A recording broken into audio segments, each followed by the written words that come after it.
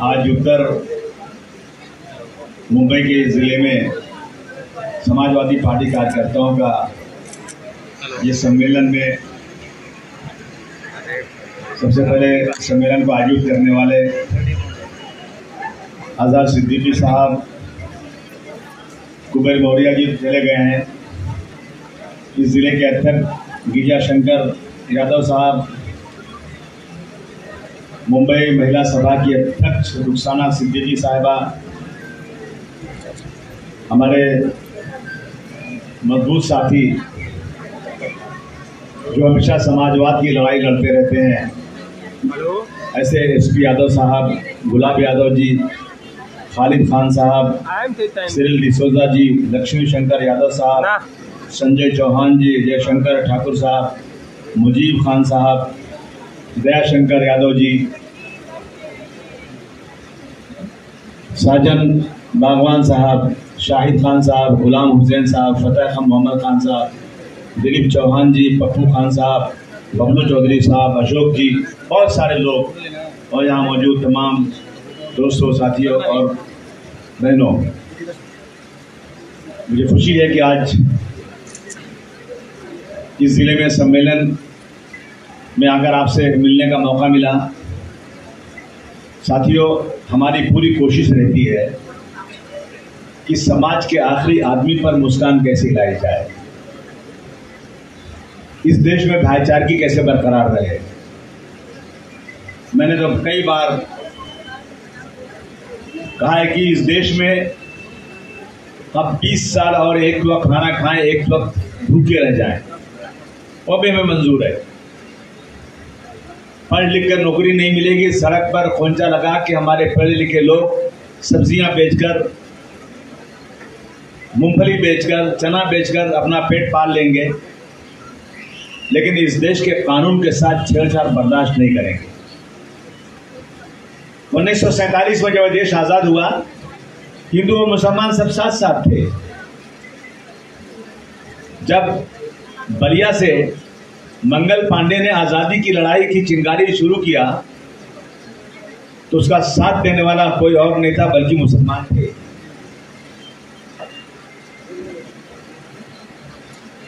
हमेशा मुस्लिम हिंदू साथ साथ थे, लेकिन जैसे अंग्रेजों ने जब देखा कि हिंदू और मुसलमान साथ साथ हैं तो इस मुल्क में हुकूमत करना बहुत मुश्किल है, तो उन्होंने क्या किया कि मुसलमानों के मस्जिदों में सूअर काट के डाल देते थे और हमारे हिंदू भाई के मंदिरों में गाय काट के डाल देते थे, ताकि आपस में झगड़ा हो जाए, ये अलग अलग हो जाए। लेकिन हिंदू मुस्लिम मिले रहे और सबने मिलकर अंग्रेजों को यहां से भगाया। किसी एक की कुर्बानी नहीं है, उस वक्त सबने मिलकर के अंग्रेजों को भगाने के लिए काम किया। लेकिन अफसोस अंग्रेजों की चाल कि जब देश आजाद हुआ तो इन्होंने एक ऐसी नीति बना दी कि मुसलमानों के लिए अलग मुल्क, क्या मुसलमानों के लिए अलग मुल्क और हिंदुस्तान एक अलग मुल्क हिंदुओं के लिए बोल दिया। यहाँ का मुसलमान पाकिस्तान जा रहा था, पाकिस्तान में जो हिंदू थे, मुसलमान हिंदू यहाँ आ रहे थे और हिंदू और मुसलमान एक दूसरे के दुश्मन बन गए। आजाद कराने में भाई भाई थे, लेकिन उसके बाद से आपसी लड़ाई शुरू हो गई। लेकिन उस वक्त यहाँ के नेता जिन्होंने आजादी की लड़ाई में बहुत बड़ा योगदान दिया था, चाहे गांधी जी रहे हो, जवाहरलाल नेहरू रहे हो, सरदार वल्लभ भाई पटेल रहे हो, मौलाना अब्दुल कलाम आजाद रहे हो, इन सब ने कहा नहीं, ये देश वैसे ही बनेगा जैसा एक बागीचे में हर तरह के फूल होते हैं।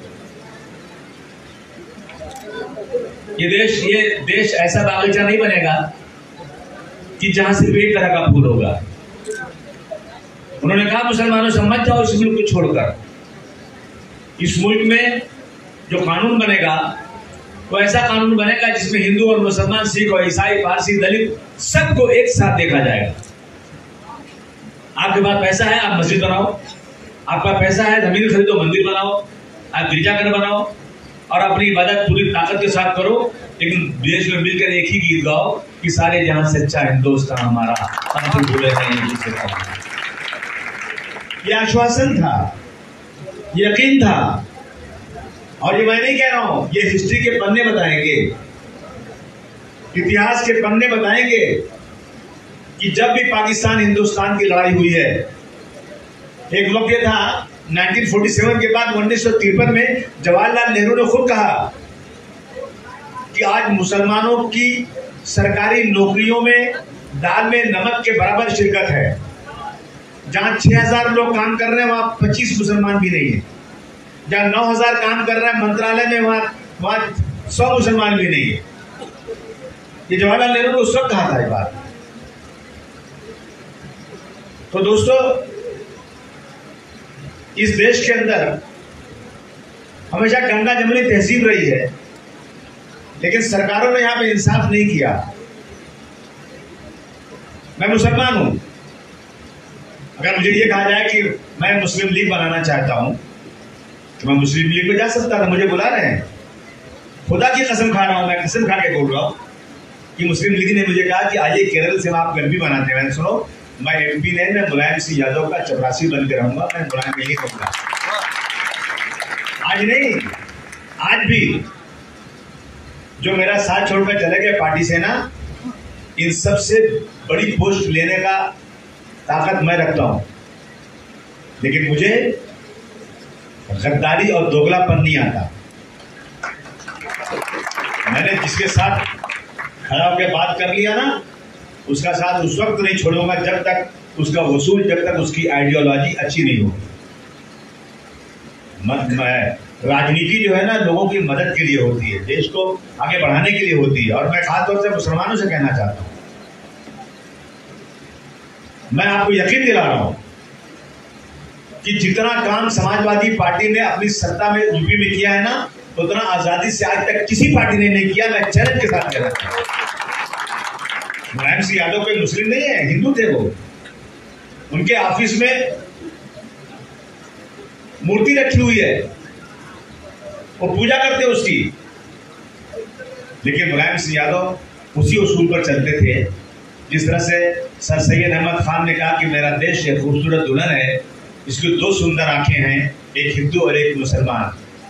अगर एक आंख भी खराब हो जाएगी, मेरा देश सुंदर दुल्हन नहीं होगा बल्कि काना हो जाएगा। मुसलमान मुलायम सिंह ने यह सिद्ध करके दिखाया है, ये बताया है। इसलिए दोस्तों, यहां बैठे हुए बहुत सारे लोग उत्तर भारतीय होंगे, या सभी उत्तर भारतीय शायद। मैं इसे पूछना चाहता हूं कि समाजवादी पार्टी यूपी में अभी जो इलेक्शन हुआ था ना 2022 का, बीजेपी बहुत तुरंतगिरी करती है ना, 3 करोड़ वोट समाजवादी पार्टी ने लिया था, 3 करोड़ वोट। और हारे कितने वोट से हम लोग? 3.5 लाख वोट से। 3 करोड़ वोट लेकर 3.5 लाख से वोट से हारना कोई बड़ी बात नहीं है। कुछ गद्दार, और उसमें मुसलमान है, वो भी हैं। अगर वही सही रहे होते ना, जो आकर बड़ी बड़ी कस्में खाते हैं और आधी रात को जाकर के बीजेपी से पैसे लेते हैं, इन गद्दारों ने हमें बर्बाद किया। अगर आज 3.5 लाख वोट और समाजवादी पार्टी को मिल गया होता ना, तो बीजेपी की हैसियत नहीं थी कि जो आज उत्तर प्रदेश में जिस तरह से गुंडागर्दी की जाती है, जिस तरह से आज कानून का आपको बारह ताक रख करके। आपको पता है, मैं आजमगढ़ का हूं। मैंने पिछले इलेक्शन में 2022 में जाकर यूपी में कैंपेनिंग किया था। 4 महीने तक मैं एक जिले में जाकर 100-100, 200 गाड़ियां मेरे पीछे आती थी कि हमारा वोट बंटने ना पाए।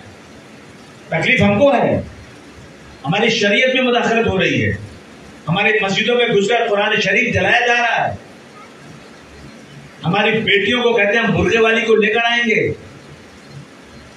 हम 121 जोड़े एक साल में मुसलमानों के जो है बेटी बचाओ बहू लाओ के नाम से मुसलमान लड़कियों को हिंदू बनाएंगे। ये चैलेंज खुला कर रहे हैं। इस देश में कानून है, जिसको जो बनना हो बन जाए। हिंदू मुसलमान बनता है, मुसलमान हिंदू बनता है, लेकिन आप चैलेंज के साथ कह रहे हो। तकलीफ किसको है? सबसे ज्यादा तकलीफ किसी को है जिसके धर्म के साथ इंटरफियर हो रहा है, जिसके धर्म को रोजाना गाली दी जा रही है। जब यही रामनवमी हुई थी तो मस्जिद के सामने आकर के बाजा क्यों बजा रहे हो भाई? मैंने तो कहा था कि आप रामनवमी बनाइए, आप मस्जिद के पास आएंगे ना तो मैं आपको ठंडा पानी पिलाऊंगा, शरबत पिलाऊंगा, ताली बजाकर स्वागत करूंगा, फूलों का हार भी पहनाऊंगा, लेकिन मस्जिद के सामने जोर से आप जो है डीजे मत बजाइएगा, क्योंकि मस्जिद में जब इमाम साहब नमाज पढ़ाते हैं तो उन्हीं की आवाज के ऊपर पीछे नमाज पढ़ी जाती है, और वो आवाज अगर नहीं सुनेंगे तो नमाज कोई पढ़ नहीं पाएगा, नमाज पूरी खराब हो जाएगी। नहीं माने क्या हुआ यहाँ पे, ऐसा कौन कर दी?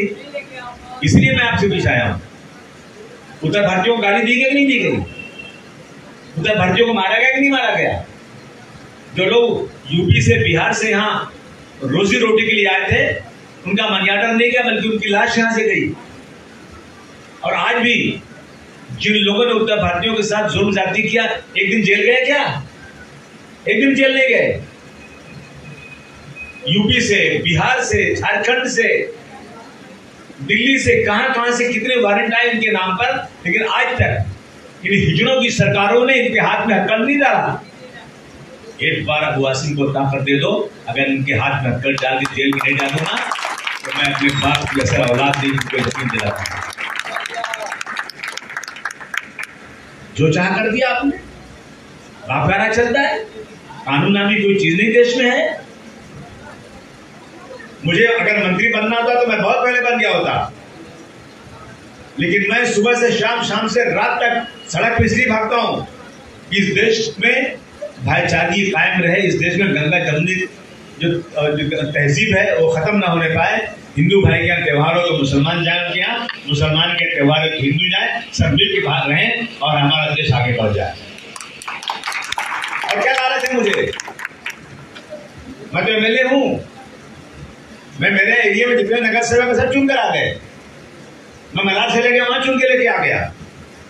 लोग 35-40 लाख खर्चा करते हैं, मैंने 2-2, 3-3 लाख पे अपने एरिया में नगर सेवक चुन के दिया है। पैसे नहीं खर्चे करने दिए, जनता ने पैसे मांगे नहीं मुझसे। कासिम भाई अगर आपने लाया है तो हम बिना पैसे लिए इनको चुन कर देंगे, और चुन कर आए लोग, काम हो रहा है। मैंने 2 जगह से चुना, लड़ा इलेक्शन। कांग्रेस बहुत घमंड की बात करती थी, अहंकार की, कि अगर आसिम भाई भाषण करते हो ना तो बहुत जोरदार, लेकिन इलेक्शन लड़ोगे मालूम पड़ेगा, लोहे का चना चबाना पड़ेगा। मतलब बेटा ये भी चैलेंज कबूल है। मैंने उन्हीं के बोलने पर समाजवादी पार्टी जो उत्तर प्रदेश के राज्य की पार्टी है, अभी तक नेशनल पार्टी नहीं बनी है, उसी मुलायम सिंह यादव का तस्वीर लगाकर मैंने मुंबई में, महाराष्ट्र में 2 सीट से फॉर्म भरा और दोनों सीट को मुझे 15-15, 20-20 हजार से चुनकर मैं आया। तो आप क्यों नहीं चुन के आ सकते? आ सकते हैं आप भी चुन करके, लेकिन लीडरशिप चाहिए। देखिए, जब तक लीडरशिप नहीं होगी ना, जब तक पार्टी नहीं बढ़ेगी, इस बात का यकीन था जाएगा। सिर्फ नेताजी की फोटो लगाकर, अखिलेश यादव की फोटो लगाकर यहाँ कोई आदमी काम नहीं करेगा और चुन के आ जाएगा, ये मुमकिन नहीं, कभी नहीं हो सकता है। अगर संगठन में अगर 100 आदमी है ना, तो एसपी जी 100 आदमी काम नहीं करते, मुझे मालूम है। 100 में कुछ लोग तो खाली इसलिए आते हैं ना कि मुझे पोस्ट मिल जाए और कार छपवा के घूमूं, कुछ काम नहीं करना है। कुछ लोग उसमें 100 में 10% लोग जो है ना वो रियल में काम करते हैं। तो संगठन में लेने के पहले आप देखिए उस आदमी को। आपको समाजवादी पार्टी को मजबूत करके महाराष्ट्र में समाजवादी पार्टी का झंडा कारपोरेशन पर और सरकार के मंत्रालय पर लगाना है ना, तो खून पसीना एक करना पड़ेगा, ऐसे ही नहीं लग सकता ये।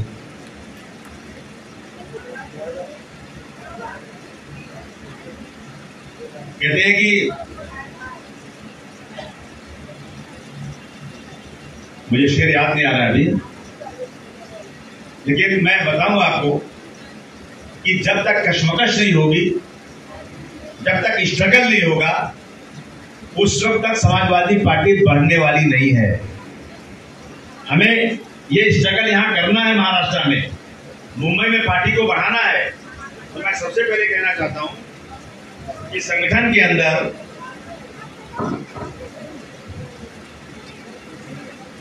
लोगों को काम दिया जाए। अध्यक्ष की ड्यूटी है ये कार्यकर्ता सम्मेलन है, मैं कोई देश के भाषण देश का यहाँ करना नहीं चाहता हूं। संगठन में जिसको अपॉइंट किया जाए उस आदमी को ड्यूटी दी जाए कि तुमको ये काम करना है। अगर ये काम नहीं कर सकते हो तो भाई साहब आप पार्टी में रहो, लेकिन पार्टी के अध्यक्ष पद मत लो। खुदी को कर बुलंद इतना कि हर तकदीर से पहले खुदा बंदे से कुछ पूछे, बता तेरी रजा क्या है। कार्यकर्ता अच्छा होगा ना तो हम खुद जाएंगे, गिरजा शकर खुद जाएंगे, कहेंगे भैया तू इलेक्शन लड़ ले, तू ही जीत सकता है। कहने भैया मैं नहीं लड़ना चाहता हूं, कहने नहीं तू ही लड़। एक आदमी मांग रहा है, 10 आदमी टिकट मांग रहे हैं, उसको टिकट नहीं दे रहे हैं। एक टिकट नहीं मांग रहा है, उसको टिकट देने के लिए भाग रहे हैं। क्यों? कि उसकी हैसियत उस एरिया में ऐसी है कि वो आदमी इलेक्शन चुन कर आ सकता है, इसलिए उसके पीछे भाग रहे हैं। तो मैं कार्यकर्ता को जो काम दिया जाए ना, उसके अलावा उसकी एक ड्यूटी बनती है कि और देखे वो मेरे एरिया में क्या क्या काम ऐसा है जो मैं काम करूं तो मैं नेता बन जाऊं। उसको देखना चाहिए कि भाई मेरे एरिया में मैं लोगों के घर में जाऊंगा, राशन कार्ड है कि नहीं लोगों के पास। आप आइए गोंडी के ऑफिस में, मैंने पूरे गोंडी में बोल दिया जिसके पास राशन कार्ड नहीं है ना, मेरी ऑफिस में आओ, मैं तुम सबको बगैर 1 रुपया खर्च किए राशन कार्ड बनवा के दूंगा। बन रहा है, कैसे नहीं बनेगा? किसका पानी कनेक्शन नहीं आ रहा है, किसी गली में नाला बह रहा है, किसको पुलिस से परेशानी है, किसको म्यूनिसिपैलिटी से परेशानी है। मेरा एक आदमी रोजाना 12:30 बजे म्यूनिसिपैलिटी में जाकर बैठ जाता है, और मैं जितनी कंप्लेन आती है उसको बोलता बेटा जा एक एक अधिकारी को पकड़ और ये काम तेरे जिम्मे आज का है। उसका नाला खराब है, उसकी पानी नहीं आ रहा है, उसका राशन कार्ड नहीं बना है, इन सब की जवाबदारी तेरी। जाकर उन ऑफिसर से मैं बात करूंगा, आज की तारीख का जितना काम पूरा का पूरा करवा के तब काम होगा। ऐसे नहीं काम होगा। ऐसे तो सिर्फ ये ऐसा ना कि भाई कार्ड छपवा लिया, नेता नहीं बन सकते। और गिरिजा जी, लीडर में और वर्कर में फर्क होना चाहिए। लीडरशिप और वर्कर में फर्क करना जरूरी है, और हम उसको नहीं समझते, हम उसकी इज्जत ही नहीं करते। मंच पर सब लोग बैठेंगे क्या? इतने आदमी बैठे हैं, ये बैठे हैं मंच पर, ये और लोग मंच पर आए, सबको आना चाहिए क्या? नहीं। अगर सब लोग मंच पर आएंगे तो नीचे कौन बैठेगा? तो भाई लीडर में और उसमें फर्क होना बहुत जरूरी है।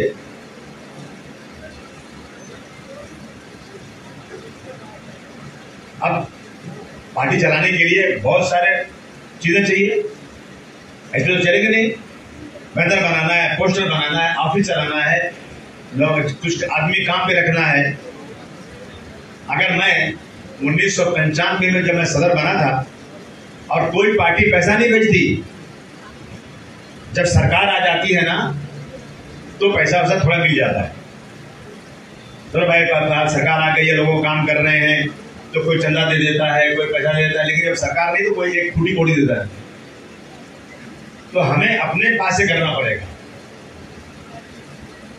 अब आप कहेंगे कि अबू आसिम साहब आप मेरा ऑफिस खरीद दे दो। भाई मलाड में ऑफिस मैं खरीद के कैसे दे दूं? कितने ऑफिस खरीद दे दूं? पूरे महाराष्ट्र में 288 सीटें हैं, खाली बंबई में 236 नगर सेवक चुन के आने वाले हैं। हर वार्ड में अगर मैं ऑफिस खोल के दे दूंगा तो पैसे कहां से लाऊंगा? तो जो भी सदर बनता है ना, उस बात को ख्याल कर ले, उसकी जवाबदारी है कि वो अपने इलाके में ऐसे ऐसे लोगों को पार्टी में ले जो लोग अपने जेब से 100-200 रुपया निकाल कर खर्चा कर सकें। लीडर का मतलब ये होता है कि अगर यहाँ से गुलाबा जाना है, अपने वर्कर को ले जाना है, तो लीडर को पैसे जमा करके, उनको पैसा नहीं है तो उनको बस का किराया अपने जेब से देकर चाय पिला के ले जाएंगे ना, तब आपको लीडर मानेंगे। ऐसे नहीं लीडर मानेंगे आपको, कुछ करेंगे तो लीडर मानेंगे आपको। तो सबसे जरूरी है कि जिनको पोस्ट दी जाती है उनको पोस्ट के साथ इंसाफ करना चाहिए, और जब पोस्ट से हटाना है ना तो उनकी गलती मत बोलिए कि तू इतना गलत आदमी से तुमको हटा रहा हूं यहां से। नहीं, बोले भाई अब हमने तय किया है कि यहाँ पर इनको अध्यक्ष बनाएंगे और आपको यहाँ ले जाएंगे। हम यहाँ पर खाली ट्रांसफर कर रहे हैं, पोस्टिंग होती है लोगों की। एक आदमी आज इनकम टैक्स में, कल चला गया सेल टैक्स में, परसों चला गया जीएसटी में, उसके बाद चला गया म्यूनिसिपैलिटी में। होता है कि नहीं होता है? पोस्टिंग होती है ना। लेकिन हम ये आज से याद कर लें कि हम किसी आदमी को ये नहीं कि यार तू अच्छा काम करता नहीं भैया तो तेरे को मैं यहाँ हटा देता हूँ, अगर तेरे को रहना है तो उधर आ जा, नहीं तो चला जा। तो नहीं रहेगा, वो चला जाएगा। उसको प्यार से चाय पिलाकर बोलना, भाई अभी हम लोगों ने तय किया है कि अब यहाँ पर थोड़ा हम लोग पोस्ट चेंज करने वाले हैं, ताकि उसको बुरा न लगने पाए। इस बात का ख्याल करना जरूरी, बहुत जरूरी है।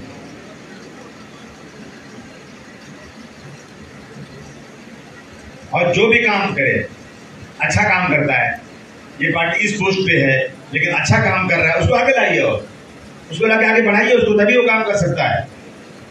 अभी मैं एक वीडियो देख रहा था, तो कहा कि भाई वर्करों से कहा कि देखो तुम उतरो और जाओ, जितने लोग बैठे हैं ना सब लोग जाओ, 1 मिनट के अंदर अपने जनता को हक करो, मतलब उनको गले मिलो, उनको प्यार करो, गले मिलो जाके। तो कुछ लोग गए, बोले 1 मिनट में मैंने 20 आदमियों को हक किया, इसने कहा मैंने 15 को किया, इसने कहा 10 को किया, और कुछ ने कहा मैंने 1 को नहीं किया। बोले तूने 1 को क्यों नहीं किया? बोले वो लोग मेरे पास आए नहीं। तो तुम्हारे पास आए नहीं तो तुम गए नहीं, तो तुम नेता नहीं हो।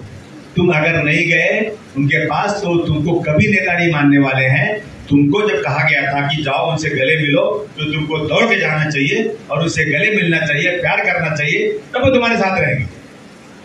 अब जो बेचारे कुछ लोग चले गए और कुछ अपने आप को बड़ा नेता समझते थे कि भाई मैं कैसे जाऊंगा मिलने के लिए, मैं तो बड़ा नेता हूं, तो वो नेता बड़ा नहीं, वो सबसे छोटा नेता बन जाएगा। ये बहुत जरूरी, इस बात को ख्याल करना बहुत ही जरूरी है दोस्तों। लोगों को नाम से बुलाना चाहिए।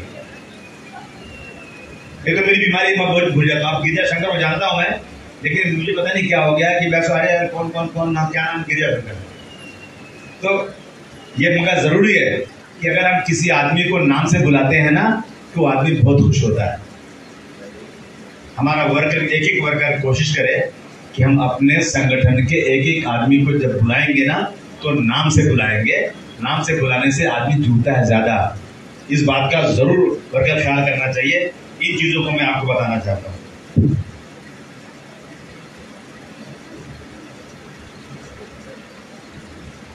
अब जब हुआ था कोई त्योहार आ गया, जैसे गणपति आ गई, तो ये वार्ड अध्यक्ष, तालुका अध्यक्ष, जिला अध्यक्ष, इन सबको मिलजुल करके जिसकी जो पोस्ट है उसका आदर करते हुए, उसकी रिस्पेक्ट करते हुए कुछ न कुछ होर्डिंग, हैंडबिल, कटआउट, कुछ न कुछ लगाना चाहिए, ताकि लोग जान जाए कि भाई यहाँ पर ये आदमी है, उसका नाम थोड़ा होना चाहिए, आगे बढ़ना चाहिए उसको।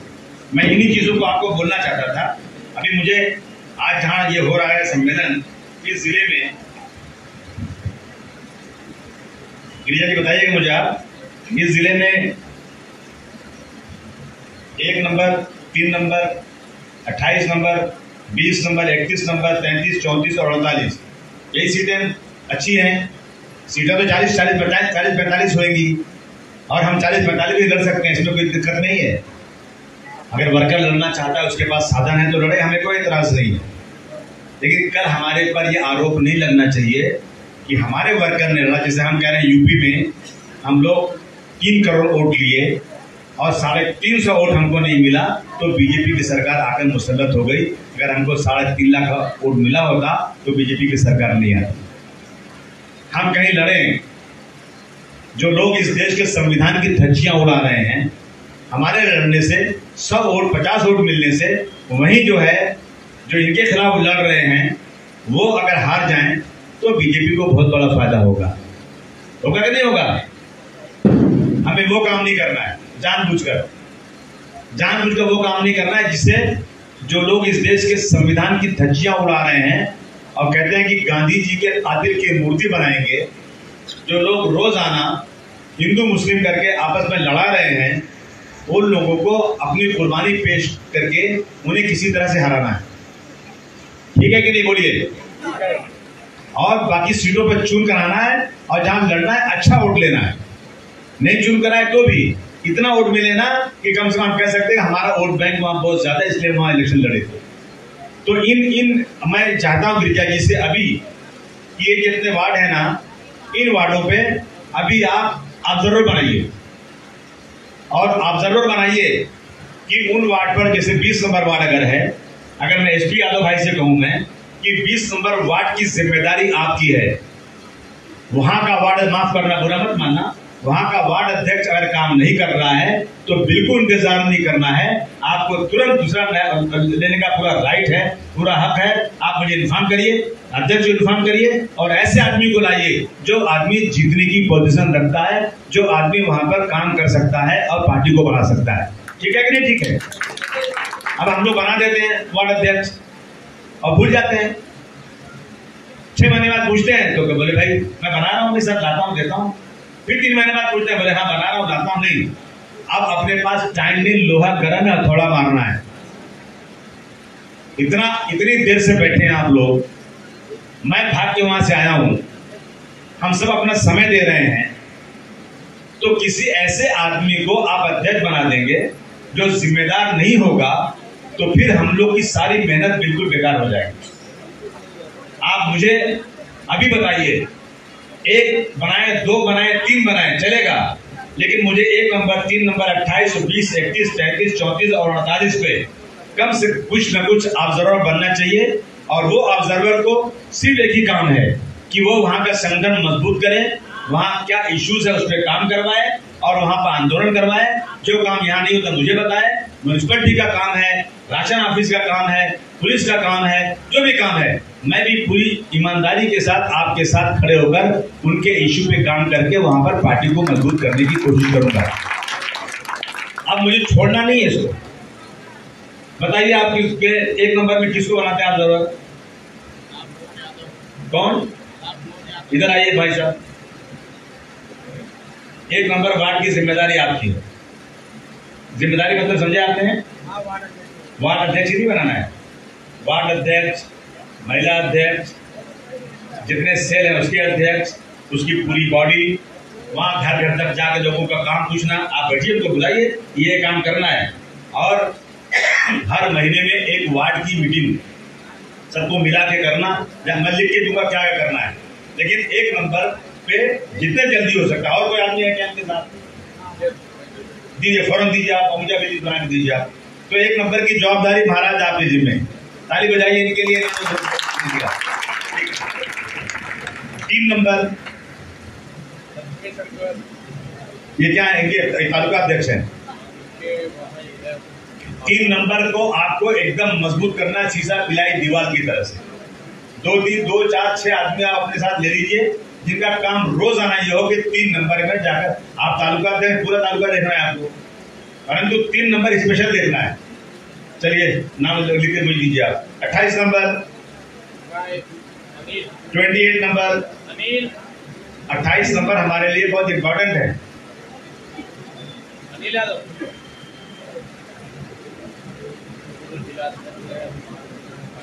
अनिल भाई आइए। अब तुम्हारे हवाले 28 नंबर साथियों, ठीक है? 28 नंबर को आप अपने साथियों के साथ मिलकर इतना मजबूत कर दीजिए कि 28 नंबर हम लोग चुन के आ जाए। आप एक ही दीजिए, बस आप एक ही जिम्मेदारी है, बाकी जितना चाहिए काम कीजिए, लेकिन एक की जिम्मेदारी मतलब मैं आपसे सवाल करूंगा। आप कहें क्या भाई मैं नौकर हूं क्या? नहीं, हम साथी हैं।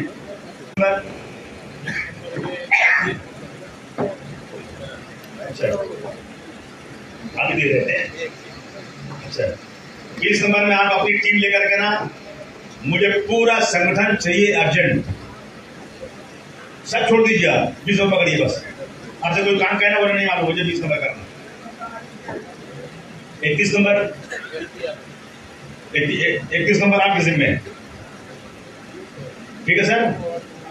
हाँ करिए, मैं एक जिम्मेदारी लीजिए। मैं दूसरे वार्ड का आपसे नहीं पूछूंगा, मैं 31 का आपसे पूछूंगा, भैया इसमें क्या हो रहा है, कैसे हो रहा है, बने कि नहीं बने, आदमी काम कर रहा है नहीं कर रहा है। आप कल ये नहीं बोल सकते कि अध्यक्ष नहीं बना रहा मैं क्या करूं, ये नहीं बना मैं क्या करूं। आप ही जिम्मेदार, आप बनाओ, आप बताओ, ठीक है भैया? धन्यवाद। 35 नंबर, 33 नहीं, वार्ड अध्यक्ष के साथ साथ मेरा ऑब्जर्वर कौन होगा? 31 नंबर की टीम उड़ जाओ ना यार। नाम दो ना, एक आदमी नाम दो ना मेरे को। ऑब्जर्वर तो पहले 33 के सब टीम को उठाओ। नहीं, सबको सुनो ना, सबको देख लिया मैंने।